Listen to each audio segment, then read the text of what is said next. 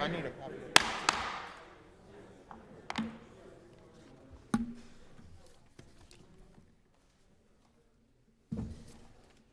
Good evening.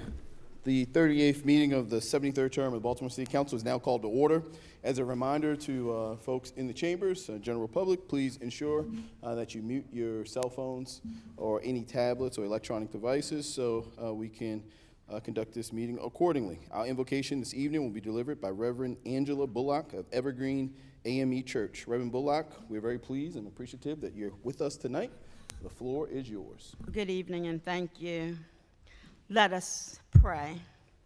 God of our weary years, God of our silent tears, thou who hast brought us thus far on the way, thou who hast by thy might led us into the light, keep us forever on the path we pray. Holy and true God, we enter into your gates with thanksgiving and come before your courts with praise. We are thankful unto you for all you have done, all you are doing, and all you will do on behalf of the leaders and citizens of Baltimore, Maryland, your people. Yes, God, we are your people, called by your name, and we humble ourselves in prayer unto you this evening. We come seeking your face this evening for the cares of the Baltimore City Council and citizens of this grand city. Come by here, O God, and make your presence known. Come by here, O God, and create in us a clean heart. Come by here, O God, and renew a right spirit within us. God, this day, we pray that you will help us turn away from the way that is wicked and turn to the way which yields justice. Hear our cry and answer our prayers, O God. We cry out to you for homes for the homeless. We cry out to you for food for the hungry. We cry out to you for protection for our children and elderly. We cry out to you for safety for every citizen. We cry out to you for total comprehensive well-being for all. Holy One, help us to be the village that shares compassion with one another, the village that shows respect for one another, the village that lives together in peace and harmony, the village whereby love is the order of every second, every minute, every hour of every day. Come by here, O God, and see about the human condition in Baltimore City. As the council begins this session, give every member and every citizen clarity of thought, articulation of speech, keen discernment, and sound judgment to make the best decisions for the citizens of our grand city. Let this council bring forth actions that will help us to meet the requirement to do justice, to love mercy, and to walk humbly with our God. Hallelujah, thine the glory. Hallelujah, amen. Hallelujah, thine the glory. Revive us, revive us, revive us again. Amen. Amen. Thank you, Reverend Dorsey, for that powerful invocation at this time. Bullock. I'm sorry. I was thinking about something else. Reverend Bullock, I apologize for that. For that powerful invocation at this time, I'll ask that you stand with us to state the Pledge of Allegiance. I pledge allegiance to the flag of the United States of America and to the republic for which it stands, one nation, under God, indivisible, with liberty and justice for all. Sorry about that. At this time, for our showcase this evening, we'll be joined by Shelley Brown, the Executive Director of Maryland Youth in Law. My Law is an educational organization that provides leadership, life skills, and civic awareness to Maryland youth through unique real-world law-related learning opportunities such as mock trial, teen court, and Law Links internship. Additionally, My Law administers our own City Council page program. At this time, Ms. Brown, the floor is yours. Thank you so much. Thank you guys for your time tonight. My name is Shelley Brown. I'm the Executive Director for Maryland Youth in the Law. I always start out by saying people know our programs, not necessarily our organization names, so I will take a few minutes to work through the programs with you all tonight and then see if you have any questions. Maryland Youth in the Law, which was formerly Citizenship Law-Related Education Program, has actually been around since 1978. That's when we incorporated. We've always been housed in Baltimore City, but we're a statewide organization that places an emphasis on Baltimore City. So I'm going to ask Matt if you can, there we go.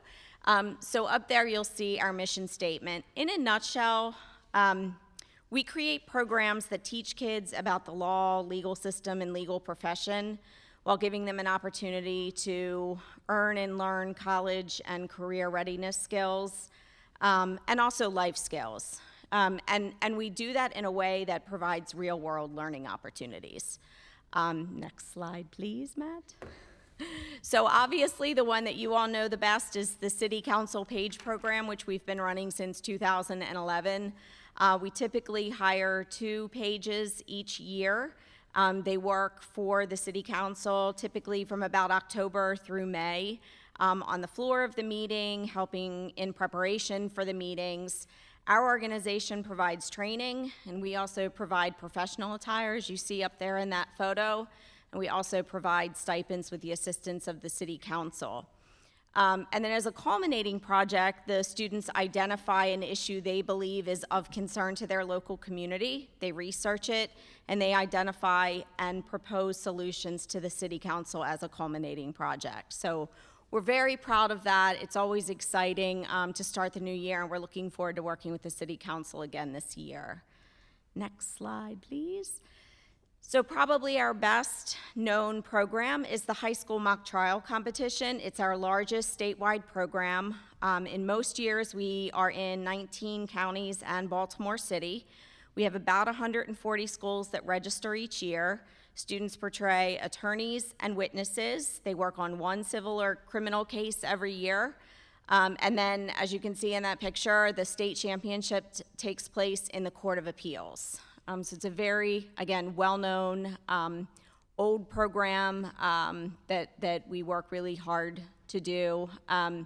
The one thing that I would note is that we are always in need of volunteer coaches and judges for that competition. So if you or anyone you know would be interested in judging a mock trial competition, say the word and I will get you the information.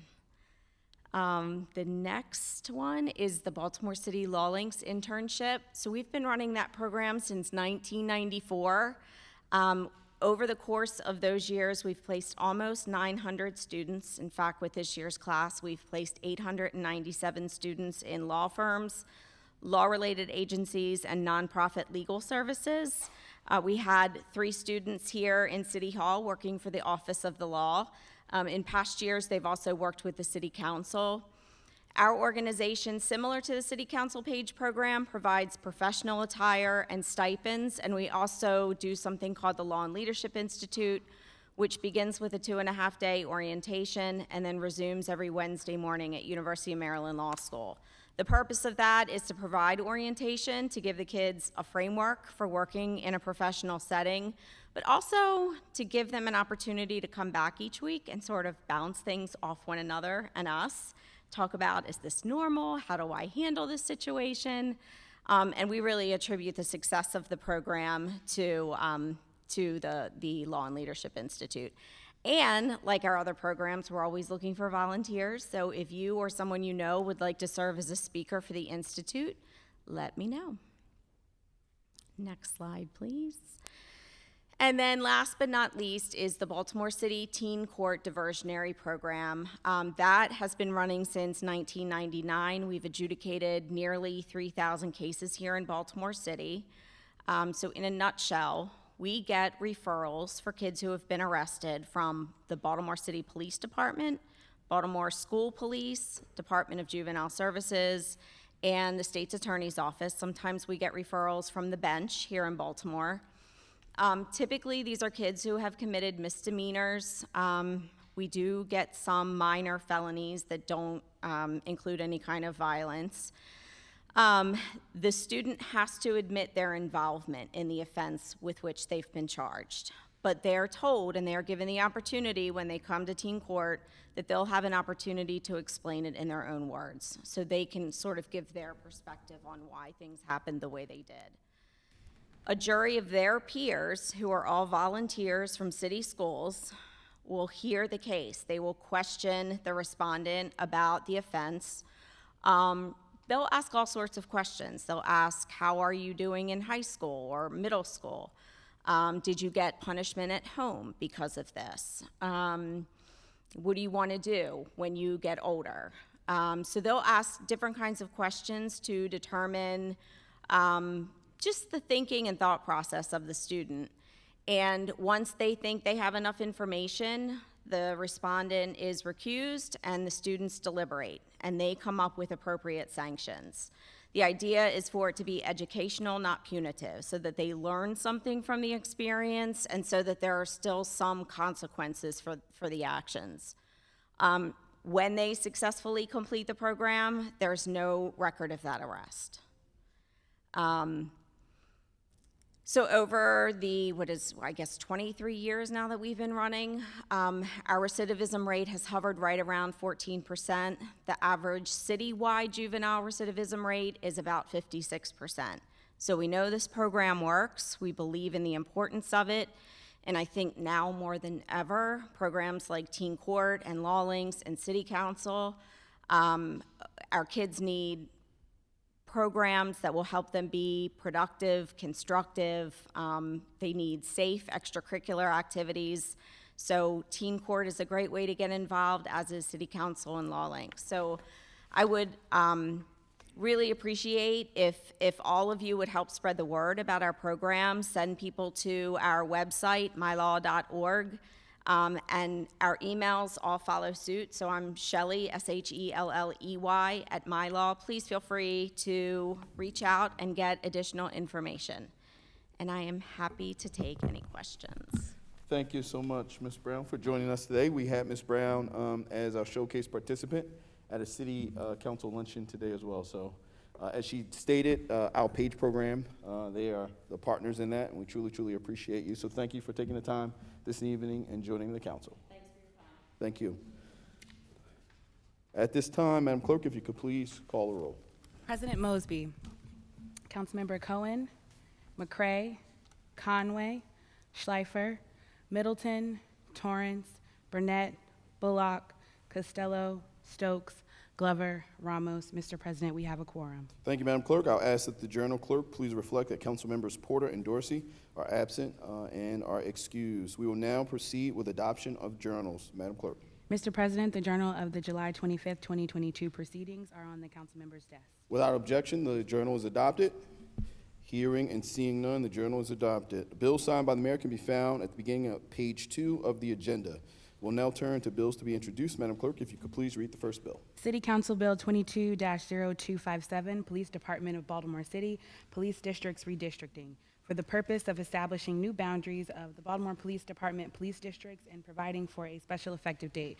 Sponsors are President Mosby on behalf of the administration. This bill has been assigned to the Rules and Oversight Committee. Madam Clerk, 22-258, please. City Council Bill 22-0258, Charter Amendment Forest Preservation Fund, for the purpose of establishing a continuing non-lapsing forest preservation fund to be used exclusively to fund and administer activities related to forest management, including natural area preservation and restoration, wildlife management, maintenance of paths and forests and natural areas, and tree maintenance, providing for certain modes of appropriation to the fund, authorizing the mayor and city council by ordinance to provide for the oversight, governance, and administration of the fund, and submitting this amendment to the qualified voters of the city for adoption or rejection. Sponsors are Councilmember Burnett, Chair McCray, Bullock, and Vice President Middleton. The body would like to recognize the gentleman from the 8th District. Thank you, Mr. President and colleagues. The floor is yours. Thank you.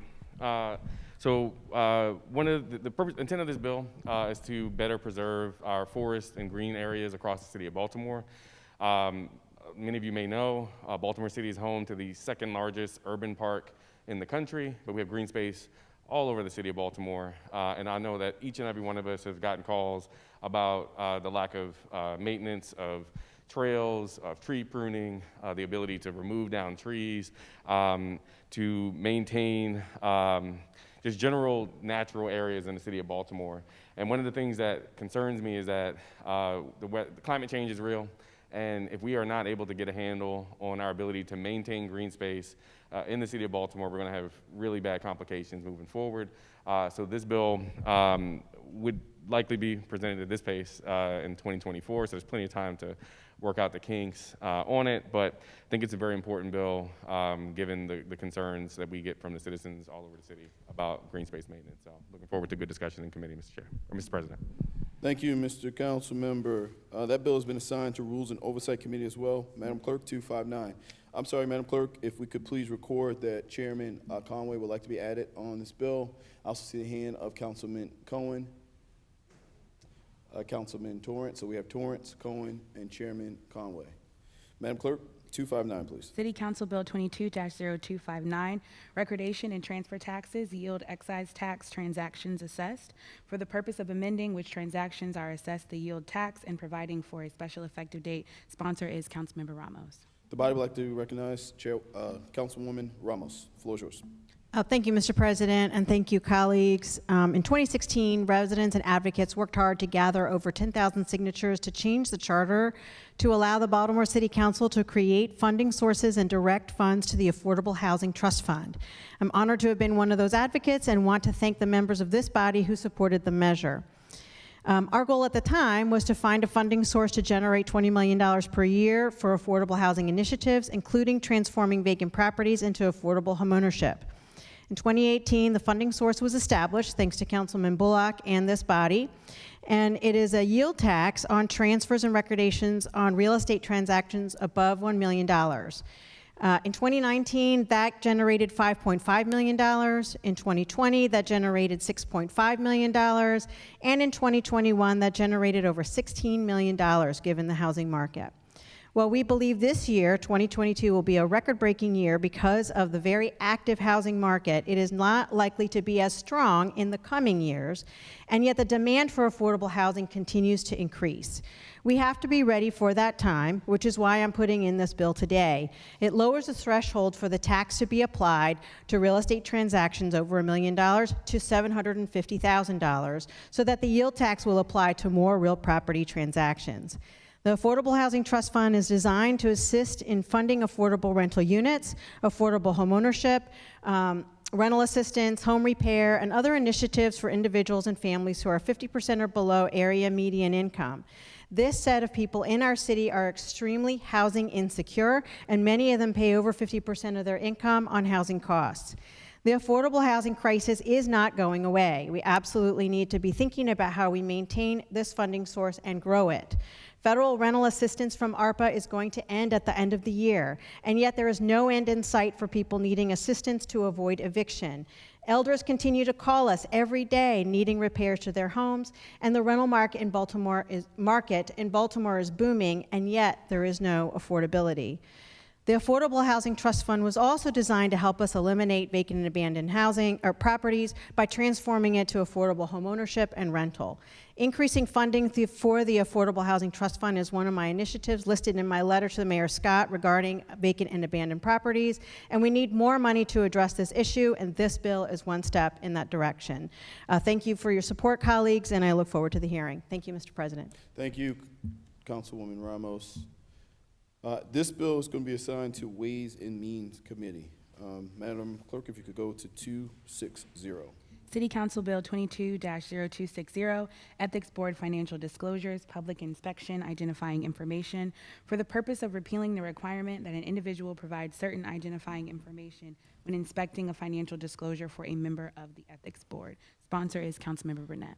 Councilmember Burnett, the body would like to recognize you at this time. Thank you, Mr. President. So every year, all of us have to submit financial disclosures of business interests, other jobs, et cetera, property owned.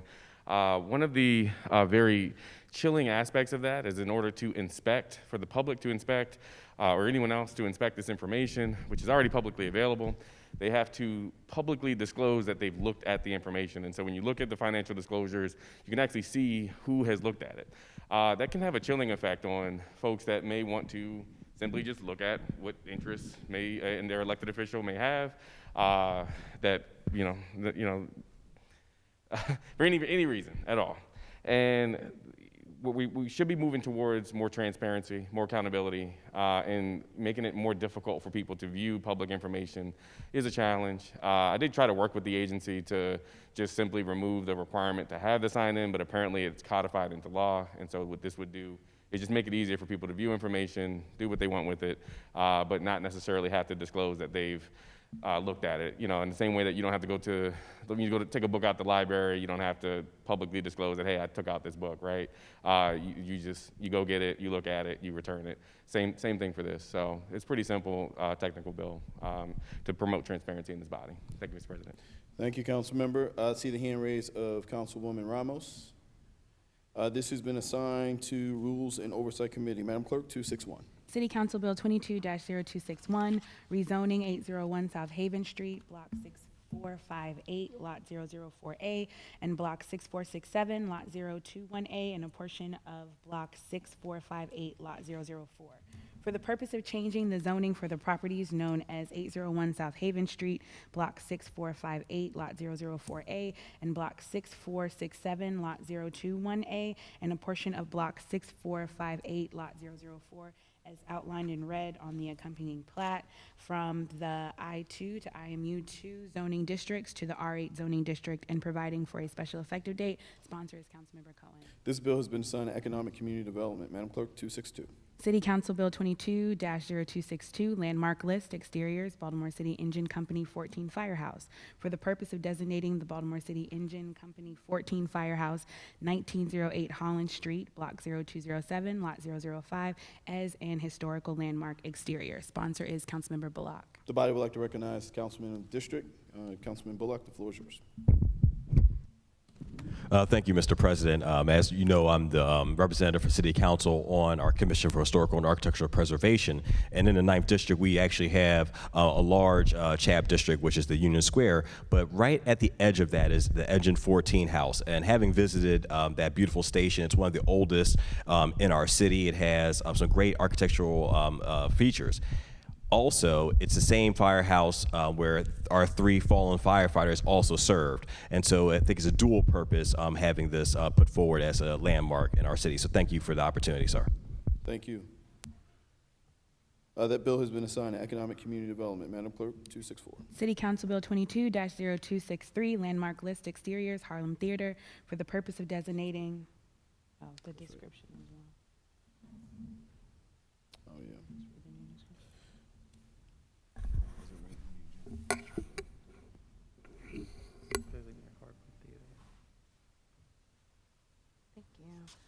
For the purpose of designating the Harlem Theater, 616 North Gilmore Street, Block 0110, Lot 008, as a historical landmark exterior. Sponsor is Councilmember Bullock. The body would like to recognize Councilman Bullock at this time. Thank you again, Mr. President. So the Harlem Park neighborhood is undergoing a significant change. At the same time, there are a number of residents who have really played a huge part in history of our city. That edifice was initially a church, then wound up being a theater, and is now being restored by the Francis family in West Baltimore, an African-American mother and son. And so, again, it's a very beautiful structure. I encourage everybody to take a look at it, but I think this would be a great addition to our historic list. So thank you again. No, thank you.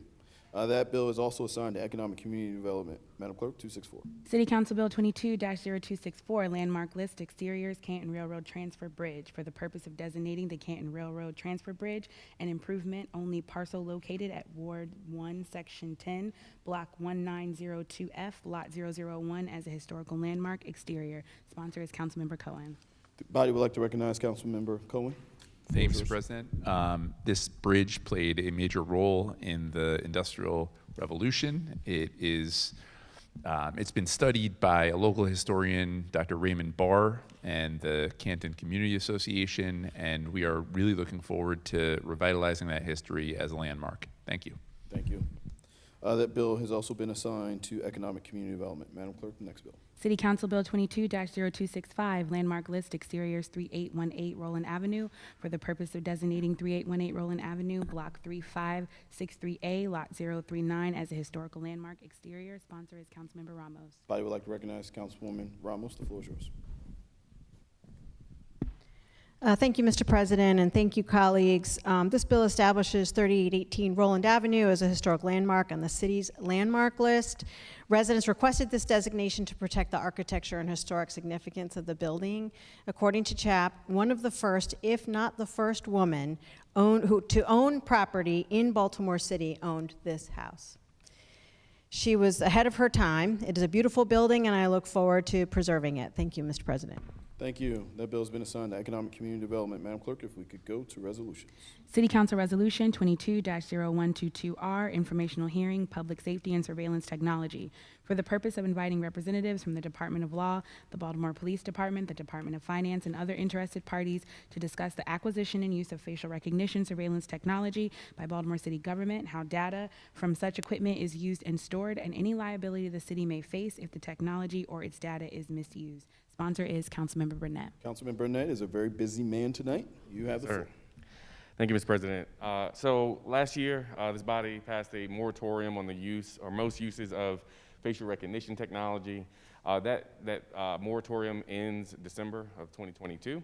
I've used the interim time working with 3L law students, that's right, 3L, students at UB Law to work on a white paper, do a tremendous amount of research on what other jurisdictions have done in lieu of a permanent ban, so looking at a regulatory framework. We've also been doing stakeholder interviews with folks that are machine learning experts, people in multiple business industries, folks for and against, essentially, to try and get their perspectives on if there weren't a ban, but there were some allowable uses of it, what should that look like? How should the information be stored? Who should have access to it? And so this would be an opportunity to present that research to the council ahead of any additional legislative actions to be taken so that we're all sort of operating under the same amount of information, same set of facts as we move forward ahead of the lifting of the ban and the need to fill that gap. Because one of the things that has been particularly troubling in learning that there continues to be misidentification of Black and brown people using this surveillance technology. There is no national regulations around data storage or consent to access. When you walk into a store, you may be being identified. That information may be sold to a private company. We have no idea how it's being used. The state has made several attempts to regulate this unsuccessfully.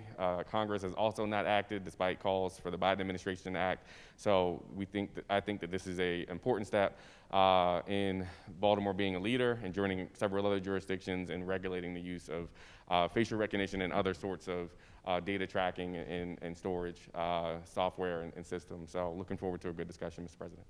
Thank you. This bill has been assigned to Public Safety and Government Operations. Madam Clerk, next resolution. City Council Resolution 22-0123R, Informational Hearing, Streamlining the Procurement Process, for the purpose of requesting representatives from the Bureau of Procurement, the Office of the Baltimore City Administrator, the Department of Finance, Baltimore City Information and Technology, and the Office of the Comptroller to come before the Baltimore City Council to provide a comprehensive briefing on the procurement process and any current efforts to improve the process, and to suggest potential innovations and improvements that could be made to Baltimore City's procurement system. Sponsors are Councilmember Burnett and Bullock. The body would like to recognize Councilmember Burnett. The floor is yours. Thank you, Mr. President. Keep it short and sweet. There's been a tremendous amount of challenges with our procurement system over the last few years, obviously exacerbated by the COVID pandemic. I was hoping that we could have a helpful discussion with all of the agencies tasked with procurement in the city of Baltimore to get a better picture of where we are. I know that the city administrator's office has been working with a work group to try and figure out these challenges to make sure that contracts are getting paid, that agencies are able to get the materials that they need to do the work to resolve challenges in the city of Baltimore. And so just looking forward to a good discussion on where we stand on that. Thank you. Please add Chairman Stokes as well as Councilwoman Ramos, Councilman Cohen, Chairman Conway as co-sponsors. And this bill will be assigned to Education, Workforce, and Youth. Madam Clerk, please read the next resolution.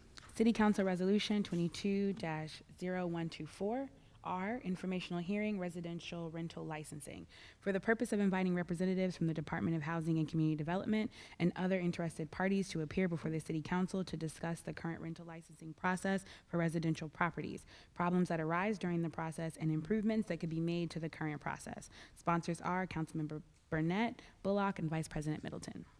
Councilmember Burnett, you've been shy tonight, but the floor is yours. Listen, I'm back from leave, so trying to get back to work.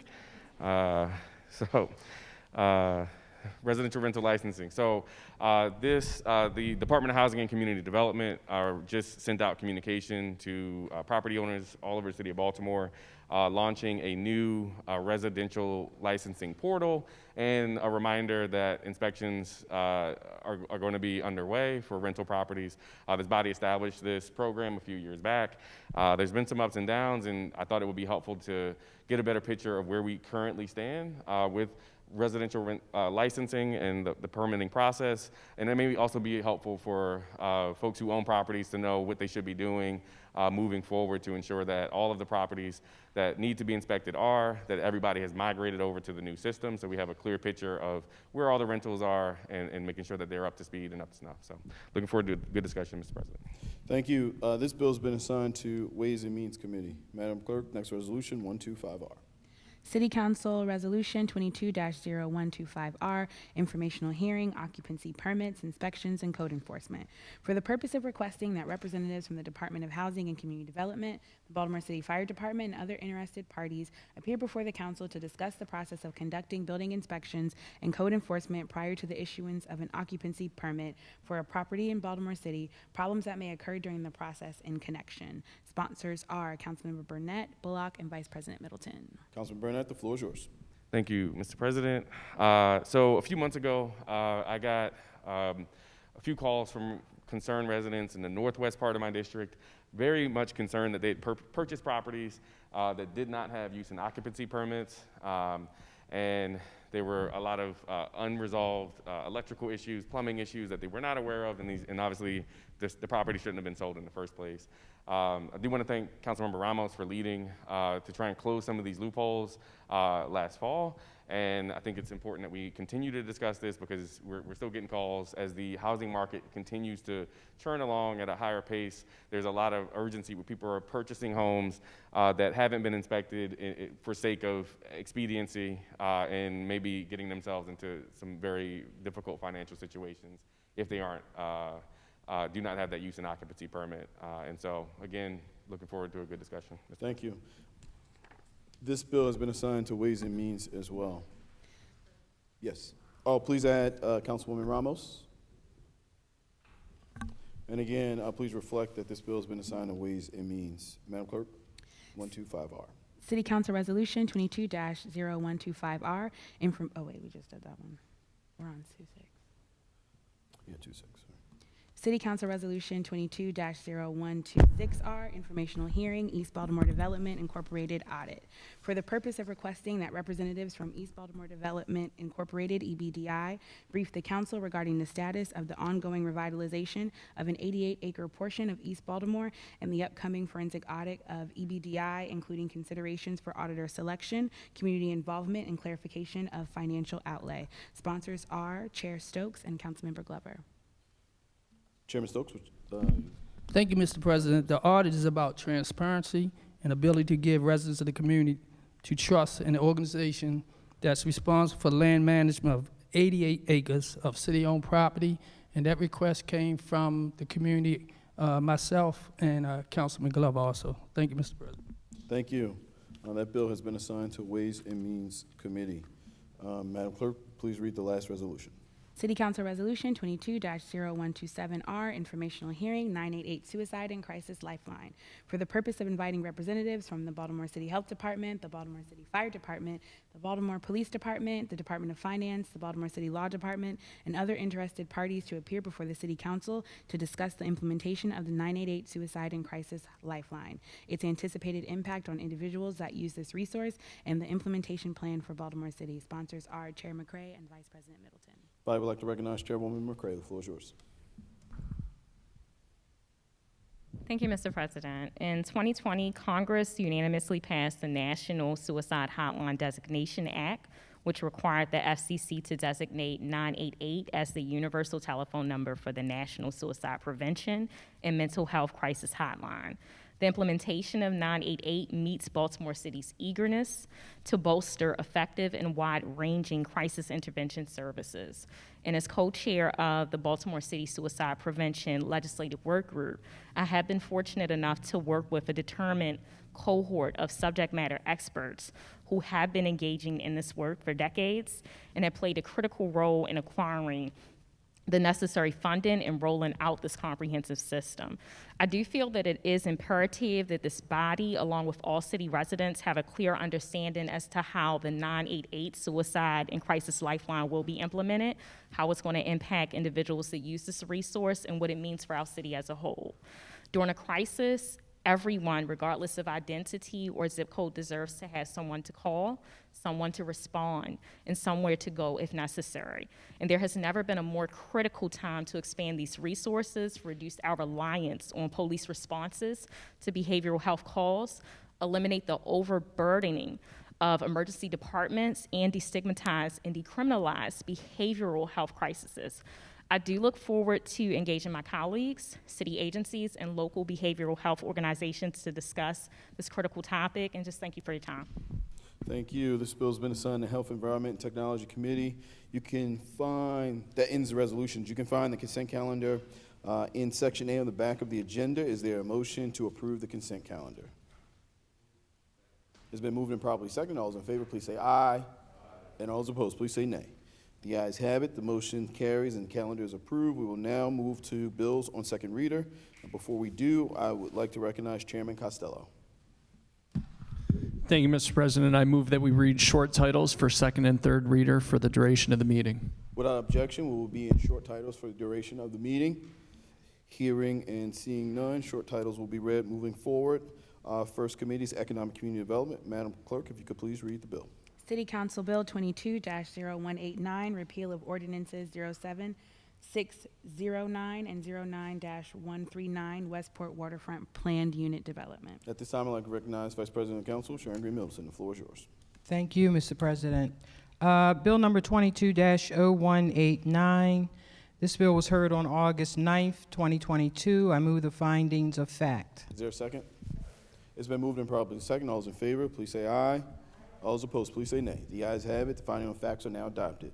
Madam Vice President, the floor is yours. I move the bill is favorable. It's been moved and properly second. All those in favor of moving the bill forward, please say aye. All those opposed, please say nay. The ayes have it. This bill is approved and will be printed for third reading. Madam Clerk, next bill. City Council Bill 22-0203, zoning conditional use conversion of single-family dwelling unit to two dwelling units in the R8 zoning district 2223 Callow Avenue. Madam Vice President, the floor is yours. Thank you, Mr. President. Bill number 22-0203 was heard on August 9th, 2022. I move the findings of fact. It's been moved and probably second. All those in favor, please say aye. All those opposed, please say nay. The ayes have it. The finding of facts are approved. Madam Vice President, the floor is yours. And I move the bill is favorable. It's been moved and properly second. All those in favor, please say aye. And all those opposed, please say nay.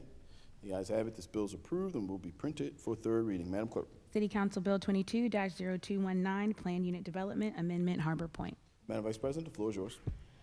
22-0219 was also heard on August 9th, 2022. I move the findings of fact. It's been moved and properly seconded. All those in favor, please say aye. And all those opposed, please say nay. The ayes have it. The finding of facts are adopted. Madam Vice President, the floor is yours. And the committee approved a technical amendment. I move the amendment. It's been moved and properly seconded to move forward with the amendments. All those in favor, please say aye. And all those opposed, please say nay.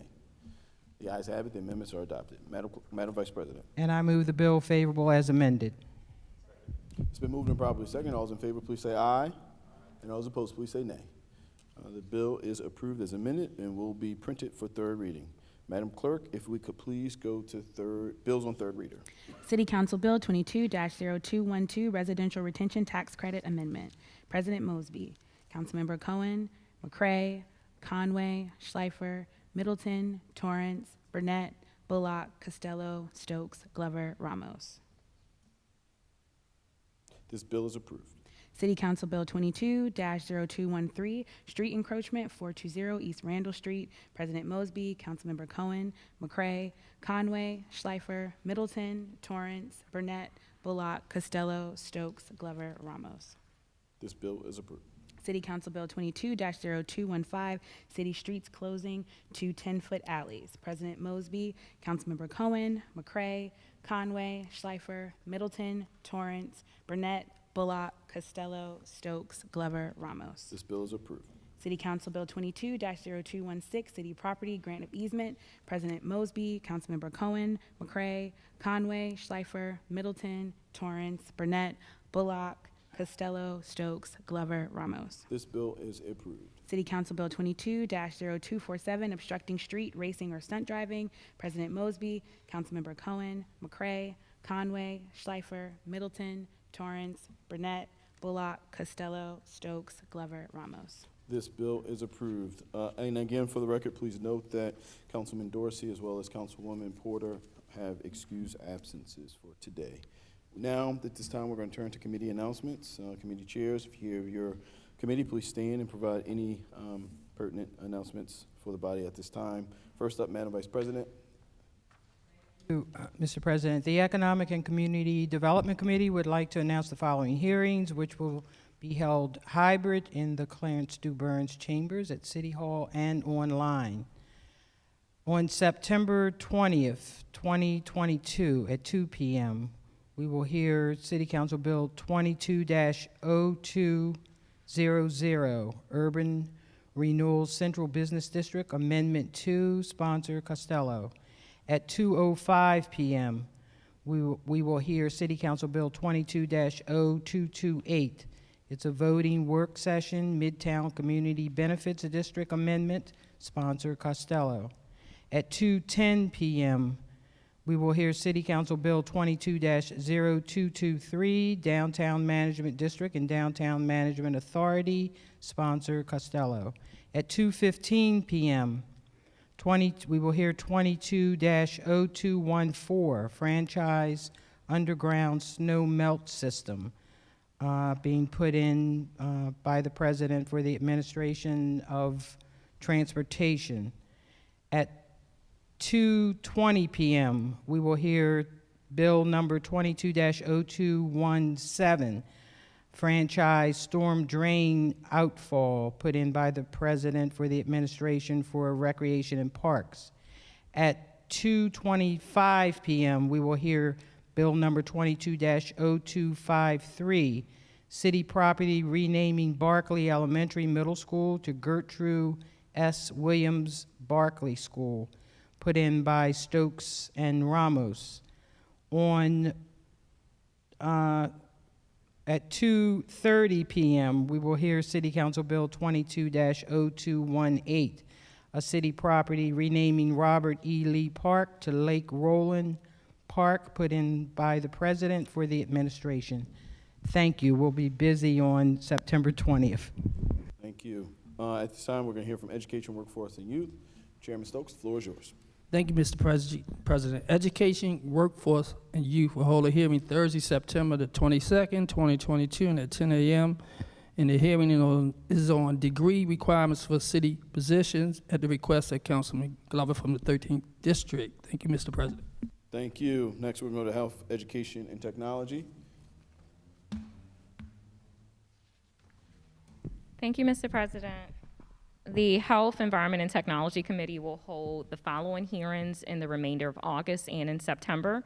On Wednesday, August 24th, 2022 at 10 a.m., the committee will hear Resolution 22-0110R, Investigative Hearing, Baltimore City as an Abortion Rights Protection Jurisdiction. On Wednesday, September 14th, 2022 at 10 a.m., the committee will hear Resolution 21-0052R, Informational Hearing, Baltimore City Employees Safe Transition to Work After COVID-19. That same day at 10:01 a.m., the committee will hear LO 22-0026, Legislative Oversight Hearing, Monkeypox Vaccination and Outreach Plan. That same day at 10:03 a.m., the committee will hear Resolution 21-0003R, Informational Hearing, Baltimore's COVID-19 Vaccination Plan. And on Wednesday, September 21st, 2022 at 10 a.m., the committee will hear Resolution 22-0117R, Informational Hearing, Baltimore Public Sanitation, Homeless Encampments. All of the hearings will be in the council chamber and also on WebEx. Thank you. Thank you. At this time, we'll go to Public Safety and Government Operations. Chairman Conway, the floor is yours.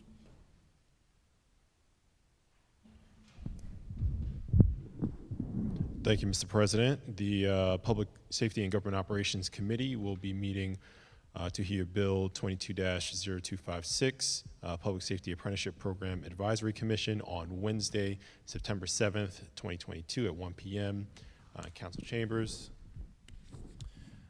The committee will hear LO 21-0006, Quarterly Crime Stats and Violence Prevention Plan, focusing on Muncie, on Wednesday, September 7th, 2022 at 1:01 p.m. in the council chambers.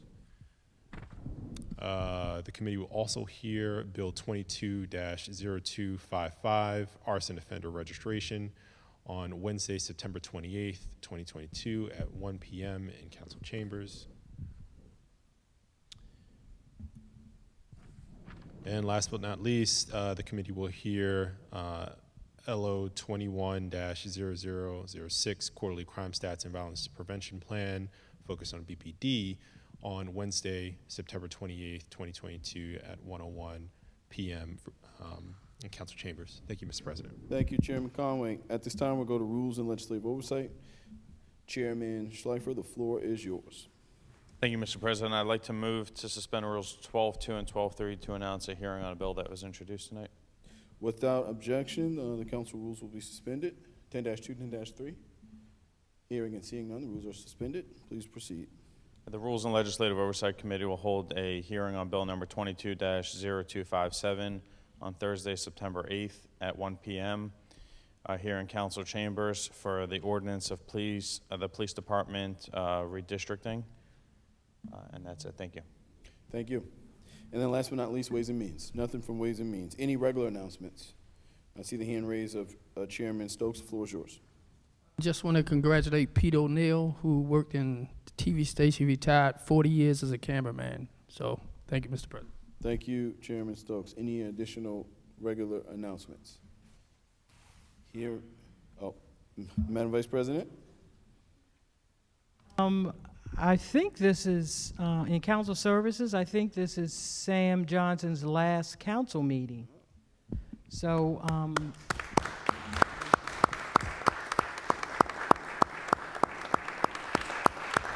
thank you, Sam, for all the work you have done for us as a council. And you'll be moving, still in the building, but in another position, so congratulations to you.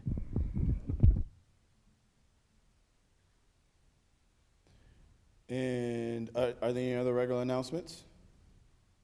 Well, for the general public, the Council President's Office is partnering with a whole host of folks this coming 27th from 2 to 6 p.m., 2 to 7 p.m. They in the back corrected me. Where we're going to have school supplies, giveaways, backpacks. Can I finish my announcement first? School supplies, giveaway, free food, fun activities for the entire family. It's going to be at Eager Park in East Baltimore, right by the Hopkins campus. So we ask folks to come out and support our young folks as we send them back to school right. At this time, we have an announcement from Councilmember Glover. Mr. President, I just want to acknowledge Mr. Rocky, who's the president of the Bocheck Park Community Association, who recently passed away. Asked that we put his family in our prayers. He's a great guy, did a lot for our community, and he would greatly be missed. Thank you.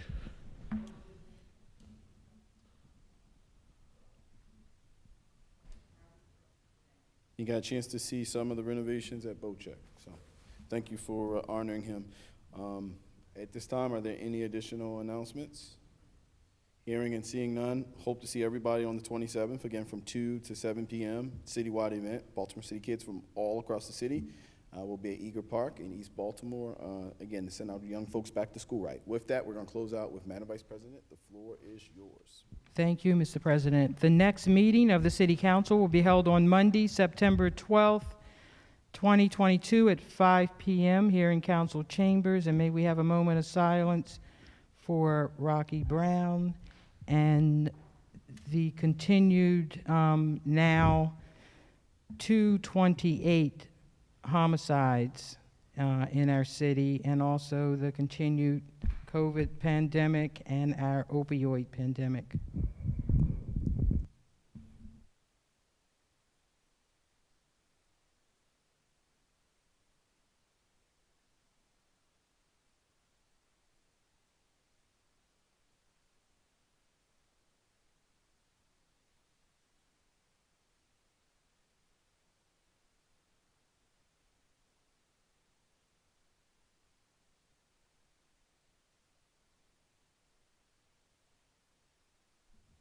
Thank you. There being no new business before the desk, this concludes the 38th meeting of your 73rd term of this Baltimore City Council. Baltimore, we love you.